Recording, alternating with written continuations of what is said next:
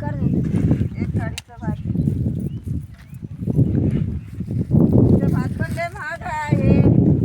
1300 रुपये. बघा 2 शेत नांगरून हे तिसरं शेत नांगरायला आले. हे आमचे आजोबा 85 वर्ष.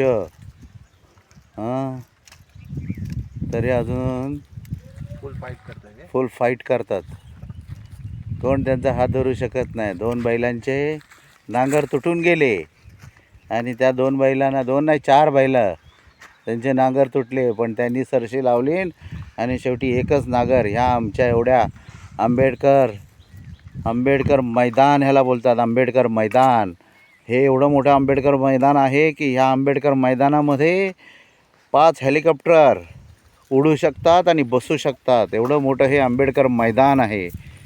पहा, ह्या आंबेडकर मैदानामध्ये एकटेच सुरेश शंकर मोरे यांचा नांगर चालला आहे. 5 बैलांच्या जोड्या होत्या, परंतु 2 तुटून गेल्या, 2 पळून गेल्या.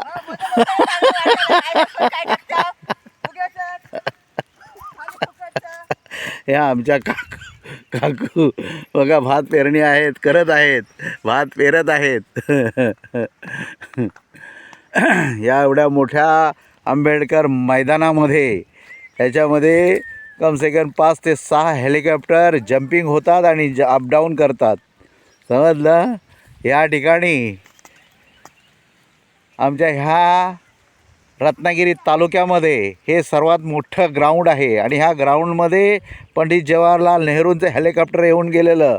ह्या चारो बाजूला हे निसर्ग सौंदर्य आहे आणि ह्या निसर्ग सौंदर्यामध्ये आमचा भोपण गाव वसला आहे. समजलं? फार मोठा हा डोंगर आहे. ह्या डोंगरावरती आकाशाला भिडणारे हे गगनचुंबी ही झाडी झुडपी आहेत.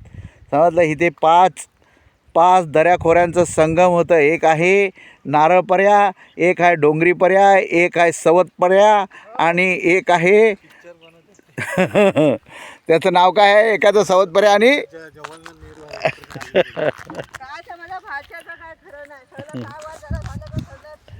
मग समजलं? असे हे आमचे आजोबा. बघा सकाळी 6 वाजल्यापासून नांगर हातामध्ये घेतलेला आहे आणि मग सकाळी 5 नाचण्याच्या भाकऱ्या खाल्लीन. 7 वाजता आले. हां, पाणी भरीत नाचण्याच्या भाकऱ्या खाल्लीन सकाळी आयते आणि काय त्याला हलीम याची पेच.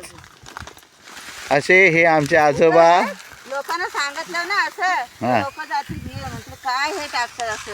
अहो, आज त्यांचं हे बघण्यासाठी आज माणसं कुठून येते.